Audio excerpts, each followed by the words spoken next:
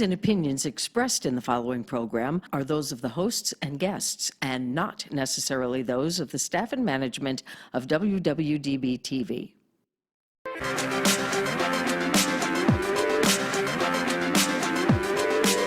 Whether she's walking the red carpet or doing interviews, you'll find her with celebrities and all the latest news. She's here, she's there, she's everywhere, she's always on the go.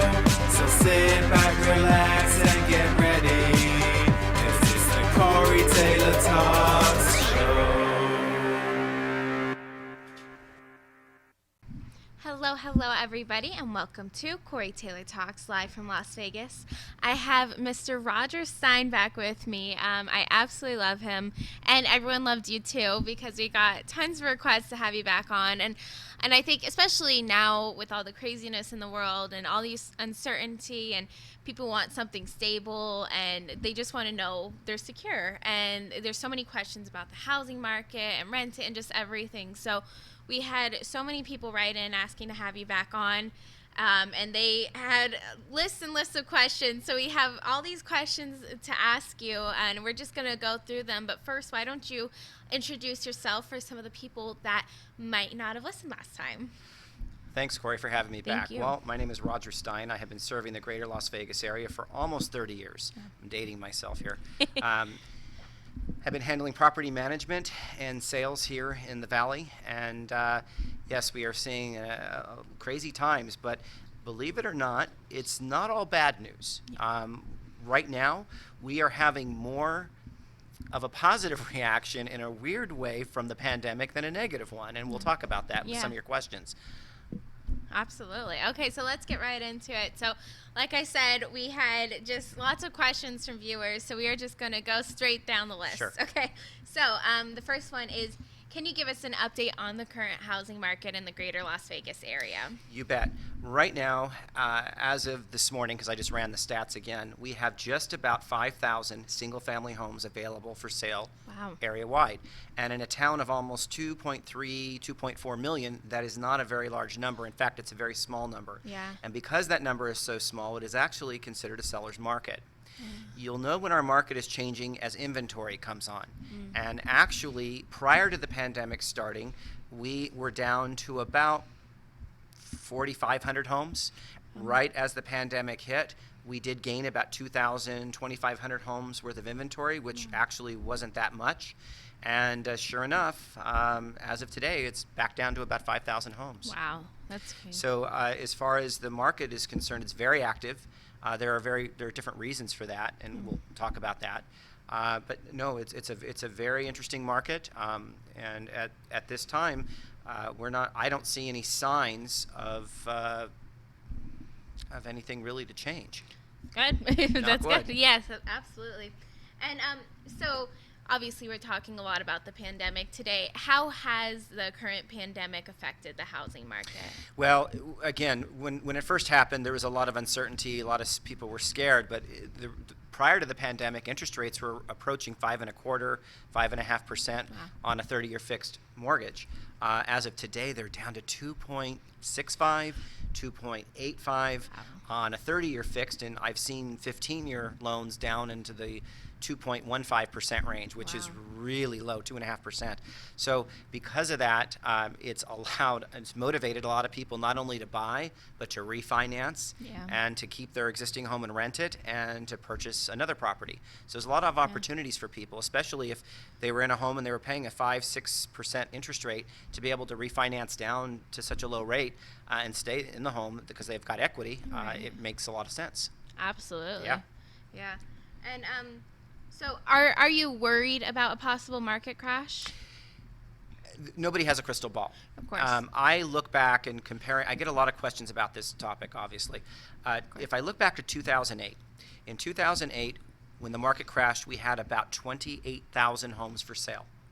We also had most of the homes that were being purchased at that time were with very little money down or no money down. They were the 80-20 product loans. They had pay option arms where the rates would adjust every so often.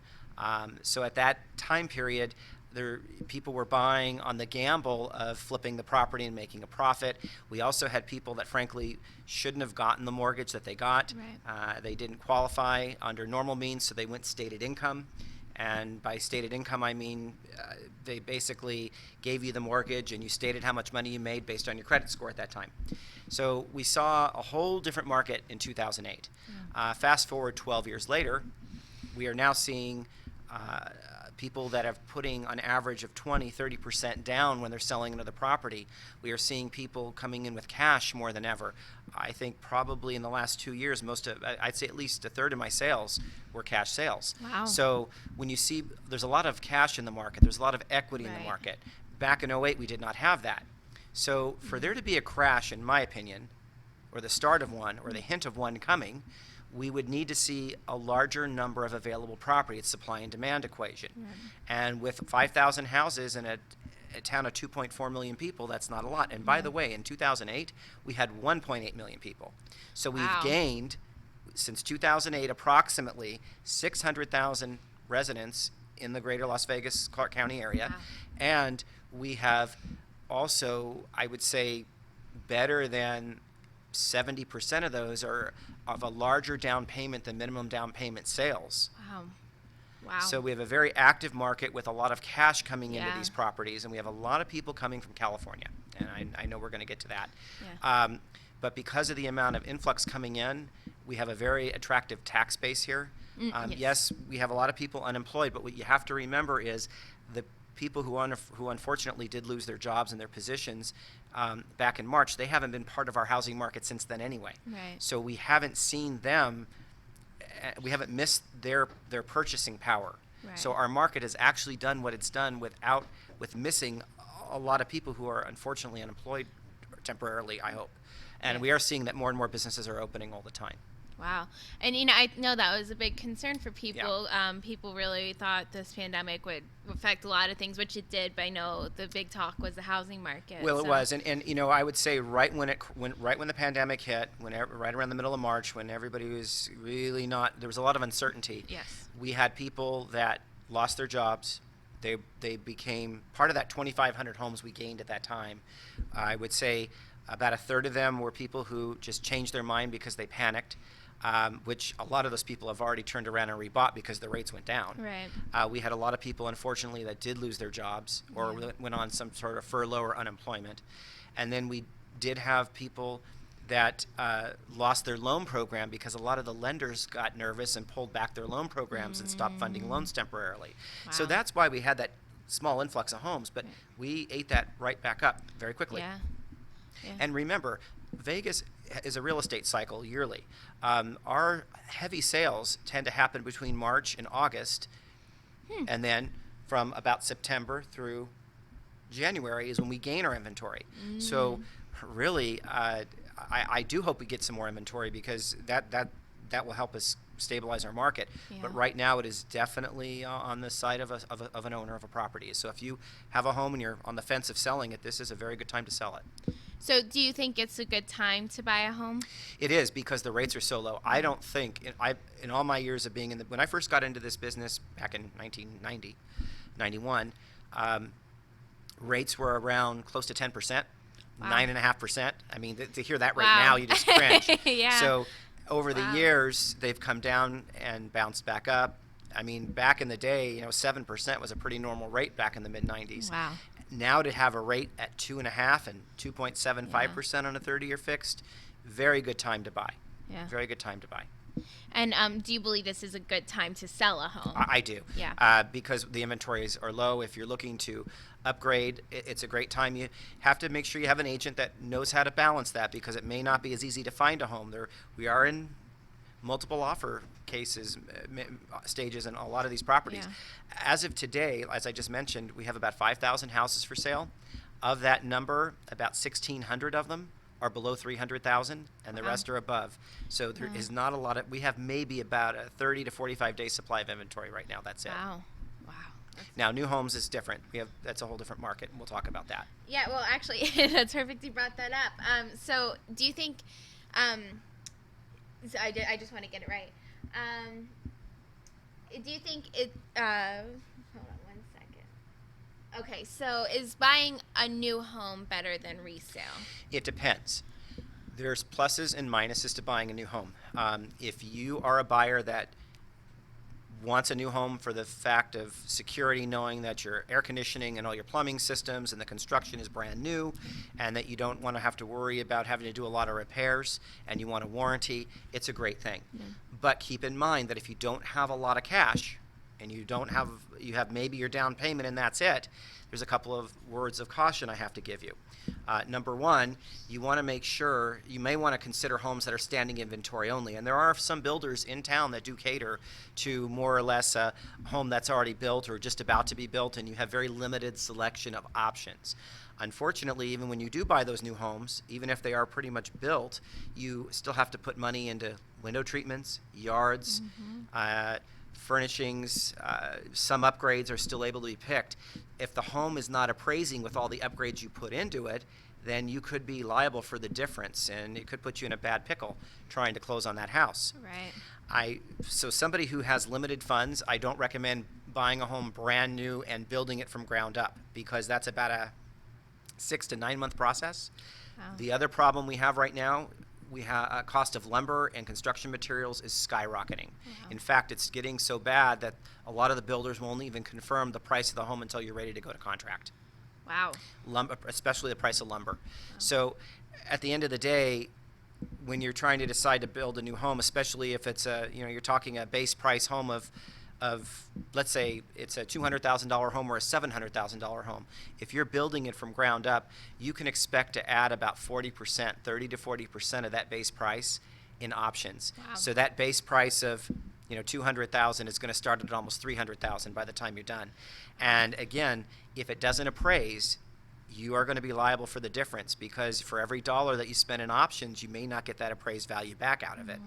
So unless you are prepared to come up with a lot of cash up front, which again, these builders do that. So when you go in and you see the model home and it's nice and shiny and pretty and has all the options and upgrades that you like, just be aware that it's not going to look like that when you're done. And to get it to look like that, you're going to have to spend a lot of money. Yeah. And once you spend that money, it's non-refundable. So as you pick those options and you go through the building process, you could conceivably on a $300,000 home, you could have $50,000, $60,000 out of pocket, and then you cannot lock in your financing or your interest rate usually until you're about 30 to 60 days away from closing.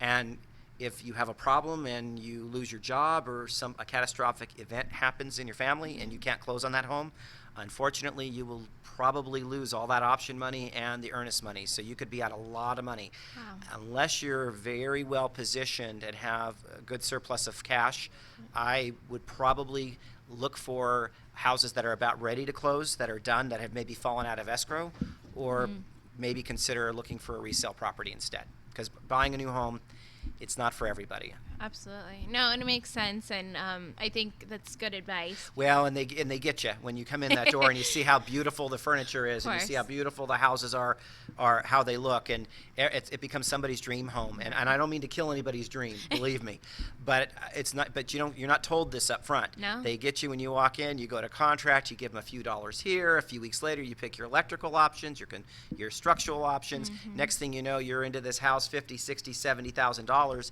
and then 6 months later, you lose your job. You have to move out of town unexpectedly. All that money is gone. Yeah. And these builders are not known to play very nice to give it back. Right. So I do caution you on that.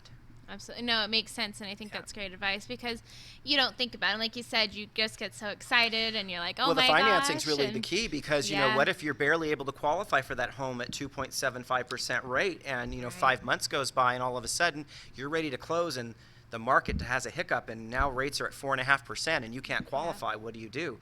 You just lost all that money. Yeah. So I school agents all the time, as being a broker as long as I have. I tell every one of my agents, it's so important that you make sure your clients are able to withstand those risks. If they're not, look for a newer home that's standing inventory, or go with a newer home that's maybe a year or two old that somebody's already owned. That makes a pre-owned sense. home. Yeah, makes sense. Yeah.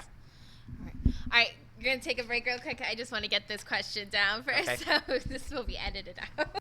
All right, now due to everything going on, I know there's a lot of people that are in danger of eviction, and right now they're okay, but whenever this is all over, there's a lot of people that are facing eviction. What advice do you have for people who are possibly going to face this soon? I'm really glad you asked me this, and I know we had a lot of questions about this. Yeah.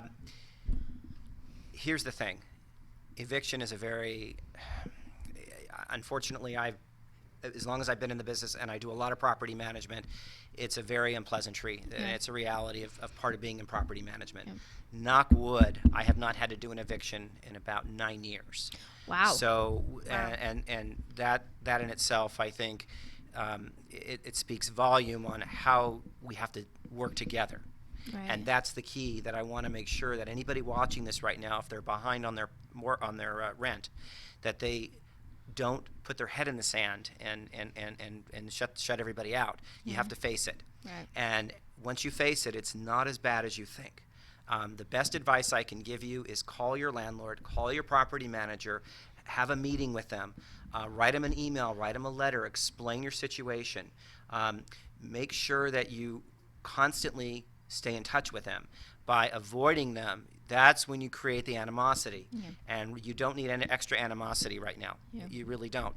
So, for example, if you're, say, 4 or 5 months behind on rent, and you have a landlord and you're just afraid to call them, or they're not cooperating very well with you, or maybe you're not cooperating with them because you've been afraid, the best advice I have is call them up, have a meeting with them, and say, hey, I can start paying rent now. Start by making a payment. Make your first month's rent payment again, make another payment, and then take all the money that you're behind and make it into a payment plan that you can afford.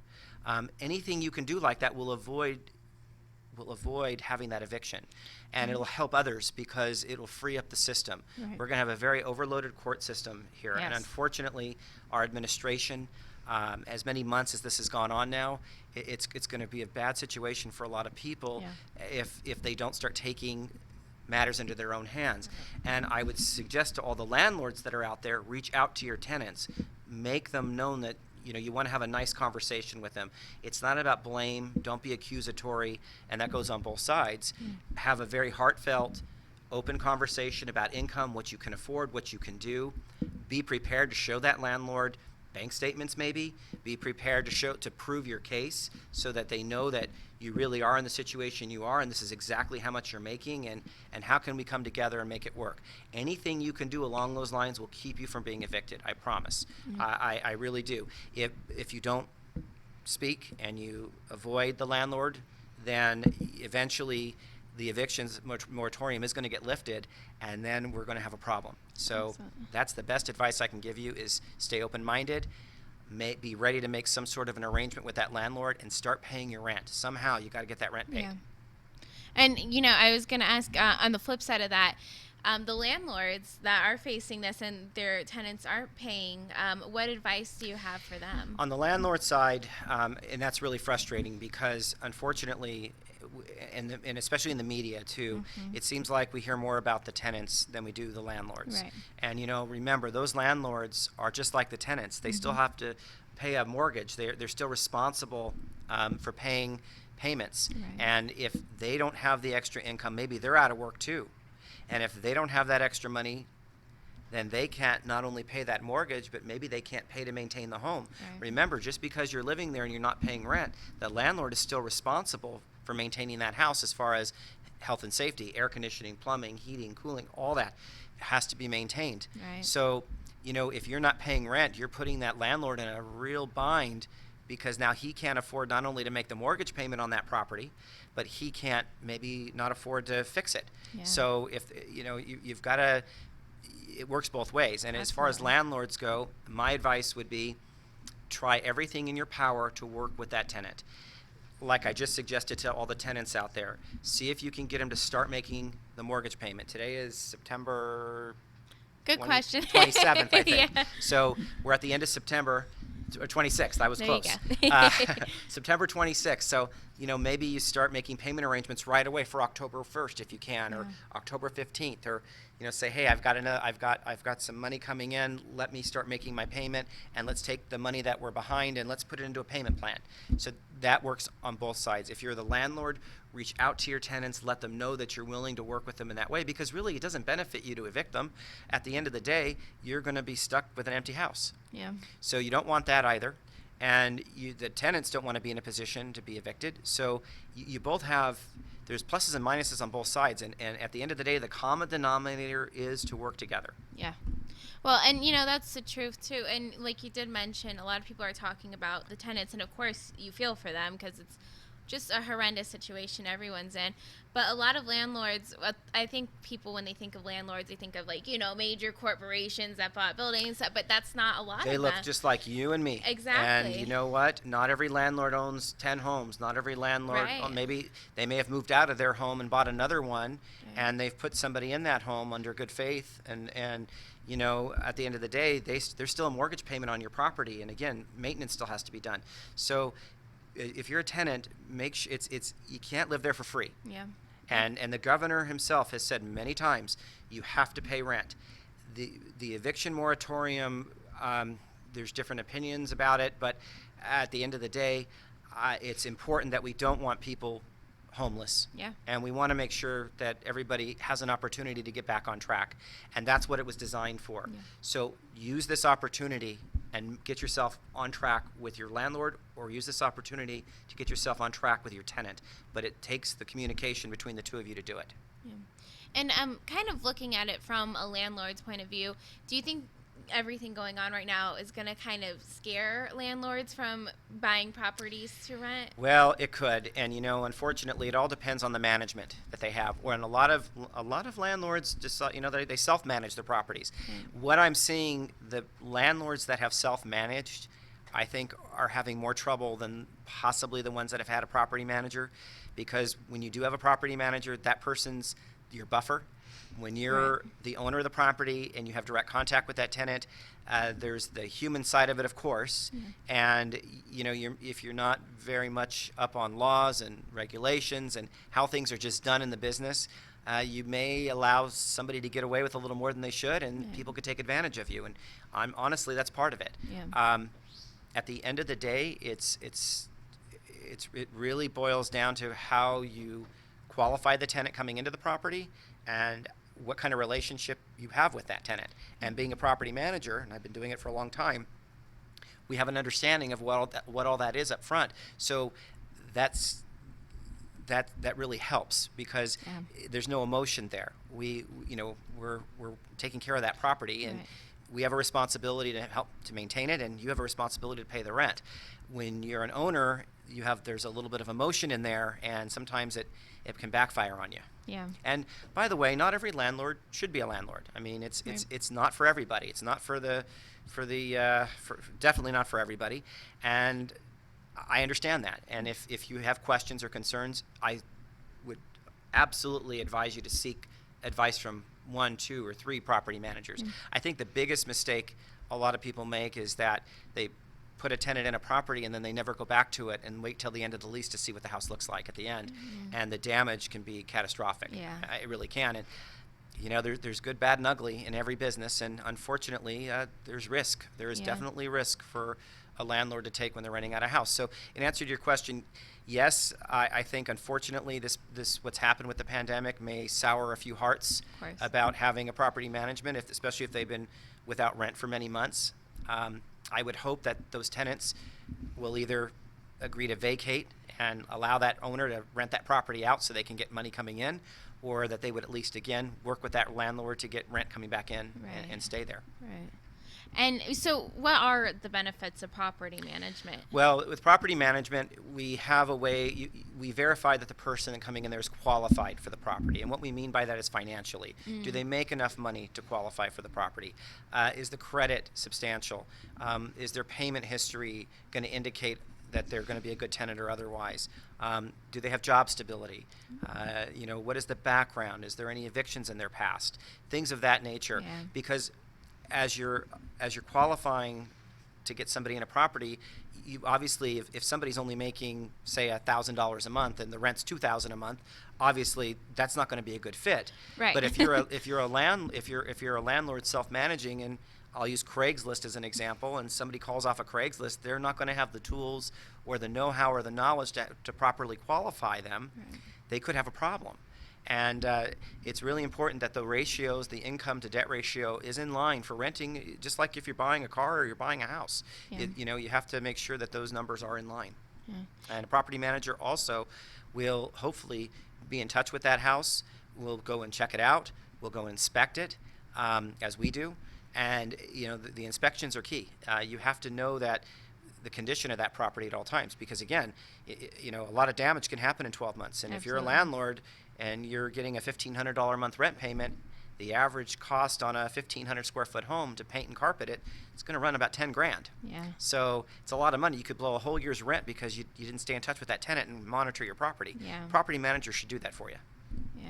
And so, what should a property owner look for in a property manager? Well, there's different kinds of property management.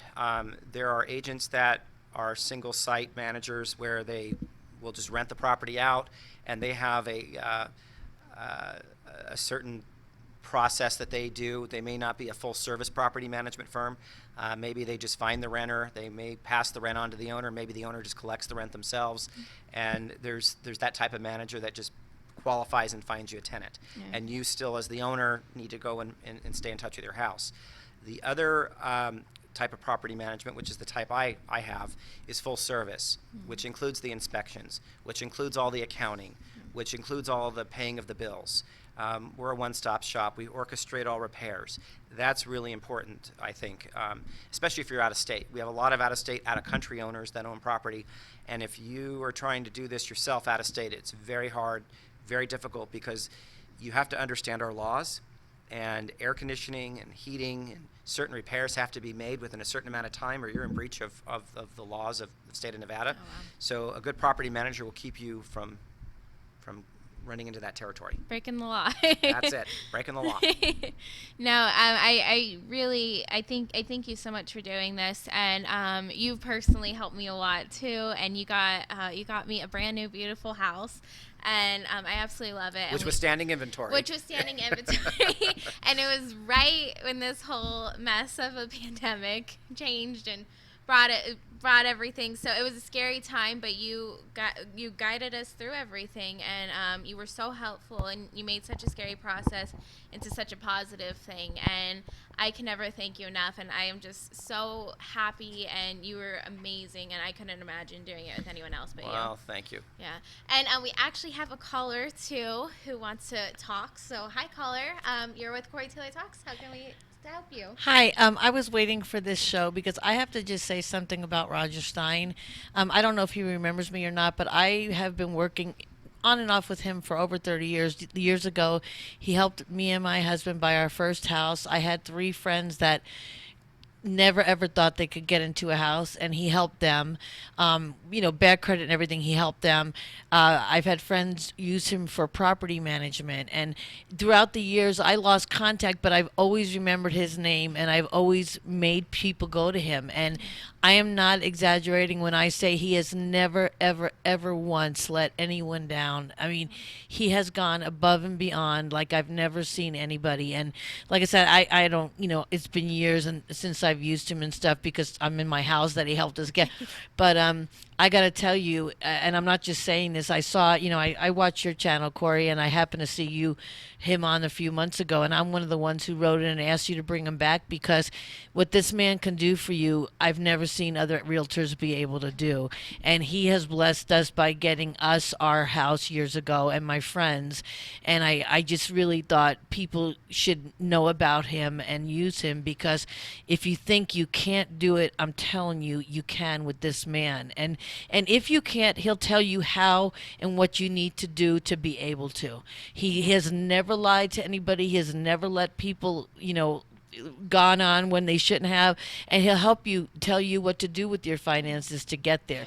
So I just was waiting for this show, and I really I actually took a break from my work just to be able to call, because I feel that strongly about this gentleman, and I'm glad you had him on again. And I'm not exaggerating. I didn't even know what company he was with right now because when I use him, like I said, throughout the years. But I know he said it was Hudson Realty, and I'm not exaggerating. If anybody needs any kind of anything with housing, with rentals, with purchases, whatever, go see this man, Roger Stein, because you will never, ever, ever get anybody better. And I cannot.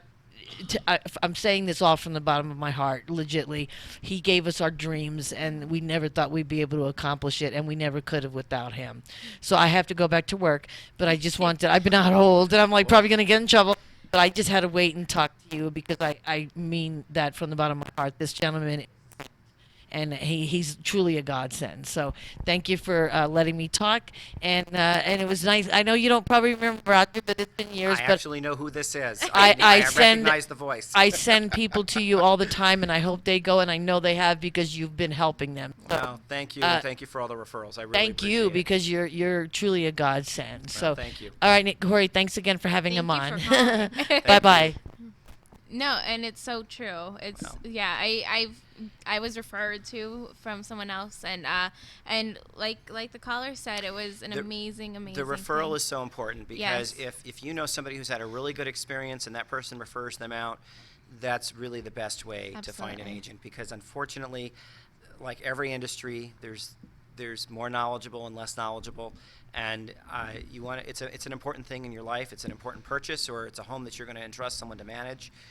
You know, one bad experience can cost a lot of money, Yeah. and it can cause a lot of damage. So I always recommend consulting a professional and consulting an accountant, a lawyer, Yep. and a real estate broker. That's Absolutely. right.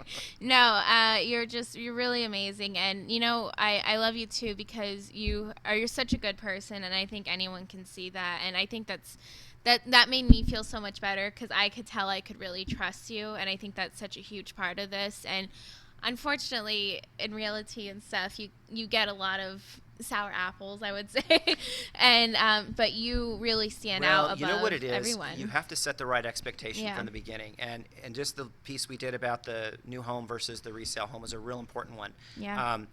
Because a lot of times the buyer is so enamored with that beautiful new home, Right. they don't realize the risk involved and how much money that they could lose if Absolutely. they can't complete the purchase.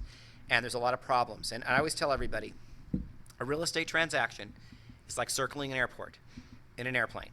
We just want to make sure we land. There's going to be some turbulence. There's going to Right. be a few bumps. There's going to be some unknowns because everybody's situation is different. And unfortunately, in the world we live in today, especially with all the financing and the rules and regulations that are out there and the changes that have taken place, it's important that you have somebody that knows how to guide you through it. Same thing when you're selling a home too. Yeah. I know there's a Absolutely. lot of choices out there when it comes to selling a home. Just make sure whoever you pick, you're comfortable with them, they can answer your questions, and that you're satisfied with the answers you're getting. If you're not satisfied with the answers, go get a second, third opinion. Yeah. There's nothing wrong with that. No, and I really thank you so much for being on. And thank you for having I me. know the viewers obviously feel the same way because they really have been requesting and they wrote in all these questions. And so thank you for answering them and thank you for coming. Really, we really appreciate you. And I can't wait to have you back on again. Well, thank you very much. Yes, and hopefully it will be when all this stuff goes away. I- everything will be even better than now. So I'm keeping it positive. Yes. I see positive trends. I see Yeah. businesses reopening. Yes. It's been really Thank tough for a gosh, lot of yeah. people. The biggest concern I have are for our tenants right now, the ones Yeah. that are really behind and the landlords that are trying to navigate through this. Absolutely. And if I can't stress enough that if you can't do it on your own, get somebody to help you. Even if Yes. you need someone to help you speak to your landlord or your tenant, find somebody, find a property manager, find a friend, somebody that's can be vocal on your behalf to help you, because Yeah. that's really important. I don't want to see anybody evicted. No, definitely. Well, thank you so much, Thank Roger, you. for being on. And how can people get a hold of you and contact you? Sure, with Hudson Real Estate. Phone number, my main office number is 702-871-9339, and you can also email me at roger@hudsonlv.com. That's roger@hudson, HUDSONLV, like Larry Victor.com.